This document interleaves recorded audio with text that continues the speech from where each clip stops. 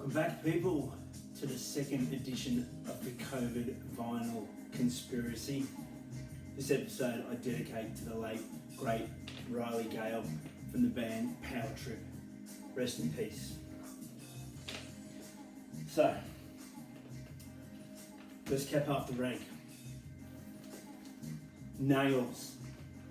Abandon all life.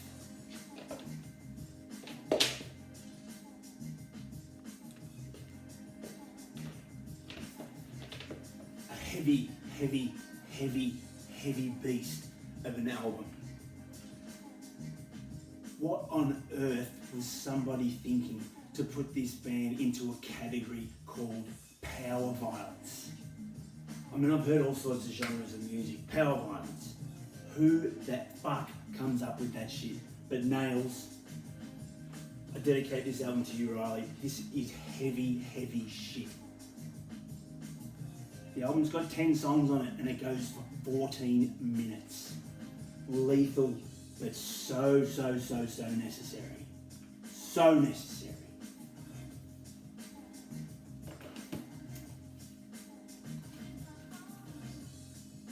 The soundtrack to Dario Argento's Suspiria, Italian filmmaker, horror filmmaker, with Italian band Goblin doing the soundtrack, a prog band creating the most amazing, scary, intriguing, take you on a ride, take you into Italy and think, what the fuck is this band doing coming out of Italy? But freaking amazing. Goblin, Suspiria.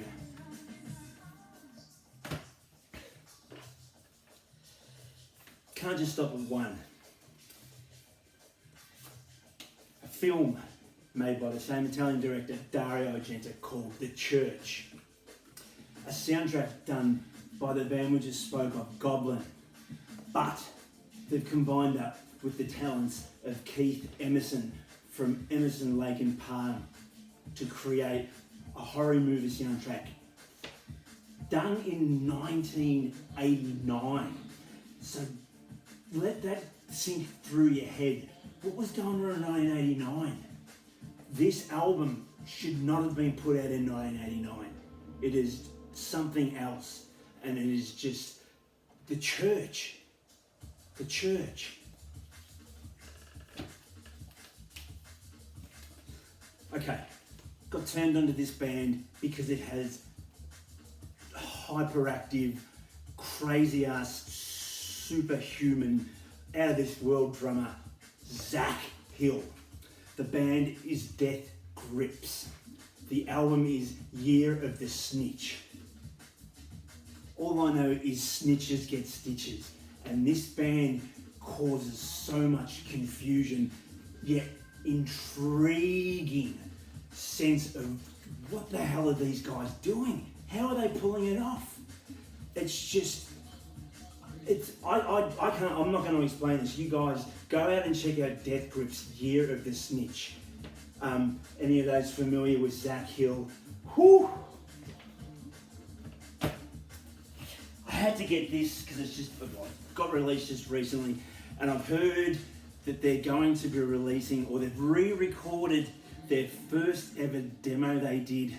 This is Mr. Bungle's first album. Mr. Bungle. They are going to be releasing on October the 30th a brand new album with original members Mike Patton, Trey Spruance, Trevor Dunn, with 2 new members. On drums, no surprises, but fucking bring it on, Dave Lombardo. On rhythm guitar, Scott Ian from Anthrax.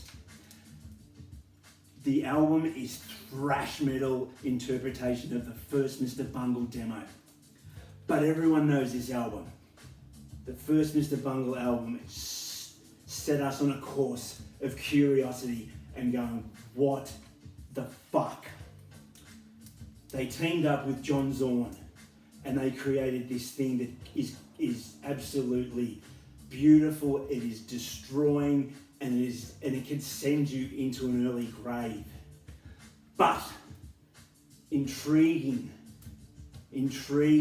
This album takes you on the paths like John Zorn's Naked City and above and beyond. At a gig, Mr. Bungle gig we were witness to, they had a guy opening up for him, comedian Neil Hamburger. We all know who Neil Hamburger is.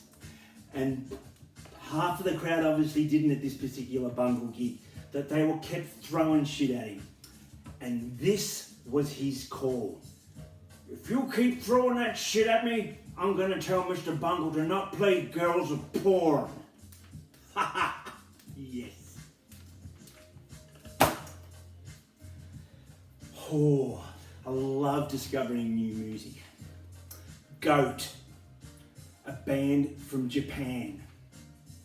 Goat, a band from Japan. One more time. Goat, a band from Japan. Requiem. I don't need to say anything. You are the ones who have got to go out and say things about it and find out about it. Not me. Not me.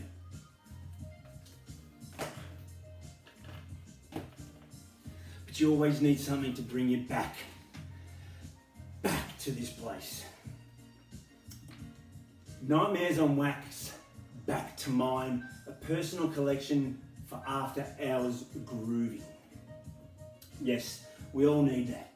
And it does. It brings you back down to earth. It's just beautiful. It's just, as it states, a personal collection for after hours grooving. Nightmares on Wax, Back to Mine. George Evelyn, you know who he is.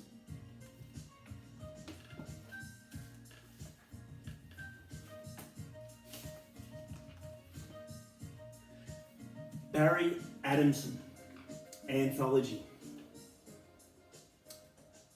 A jazz dude who somehow come into contact with Tom Waits and a heavy dose of jet lag. This album will give you jet lag, but it will also cure it at the same time by you get to the last song, From Her to Eternity. Barry Adamson.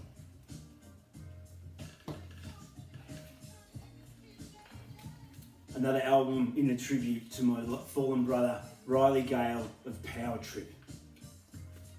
Cough, Ritual Abuse.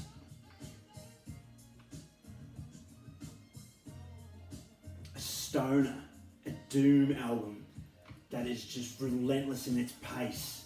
Shouldn't even be classified as that. Might be a laced joint with some high-powered uppers in it. Cough, Ritual Abuse.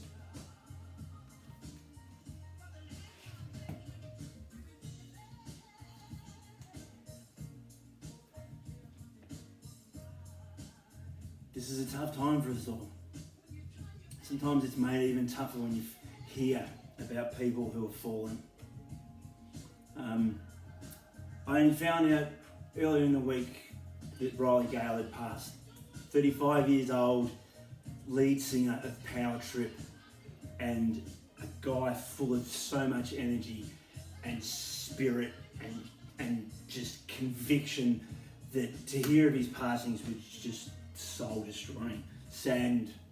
I don't know if any of you've got a chance to listen to Power Trip, but please go out and listen to their 2017 metal album of the year, Nightmare Logic, and just give it a really good listen.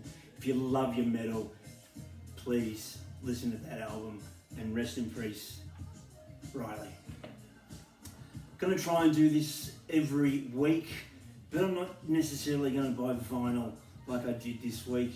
I guess the start of the week, with everything going on, I just wanted to go out and just buy a heap of stuff, random, just some records, and what you've just seen has been the selection that I've had. Very different, sometimes a little bit predictable, but at the same time, just music at this stage, guys, in this everything that's going on is just detrimental to keeping it real and just keeping just keeping faith, because there are things out there that heal, other than a cure for coronavirus.